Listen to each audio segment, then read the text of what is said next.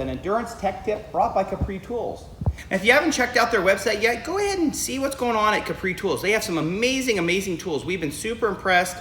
You know, they're very, I would call them ergonomically correct. You know, sometimes you get tools, they don't feel right in your hand. Capri Tools, they always seem to feel right in our hands, and they have the proper amount of grip, like on a torque wrench, where you really want to get a hold of it when you're putting in the right pressure. So again, we love Capri Tools, but what we're talking about today is that pre-race, the morning of the race, right? Let's just say it's one of those double headers. You ran a 7-hour race on Saturday, now you're gonna race on Sunday, 7 and 7, you're busy, you're crazy. You were up late, probably till 10, trying to fix maybe the drive shaft that broke in the car. Everybody's tired, you get up the next morning, you just wanna start the race. Well, the problem with that is, you're tired, you're gonna make mistakes that morning, and those are when things are gonna get missed. So let's just talk today a little bit about that.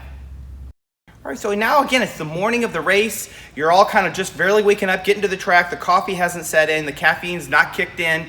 You're kind of like, oh, everybody's in a daze. So when you're like that, it's really important to have a list. I've been talking about lists for quite a bit, but a list, and just a short one. Look at this. This is our list. It's very small. We laminate it, but you don't have to laminate it. But they're just the basics to make sure that maybe you assigned it at breakfast. You're at the Hampton Inn, you assign who's gonna do what when you get to the track, you put it, tape it on the car that morning, and people mark off on what they're supposed to do. And if you look at this, we have things such as warm the engine up, turn on the radio, pull the pin on the fire bottle, make sure the tire pressures are set, even so much as these plugs we have. So we have these plugs, which are nice for the exhausts, because what we've run into is when it's a really cold and or wet event, and especially if you're having your car sit out overnight without a tent, there can be some moisture and dampness get into the exhaust. So we put those on our car when it's really damp and cold and wet to, again, prevent that, because when you start that car up, you get a lot of moisture coming out. So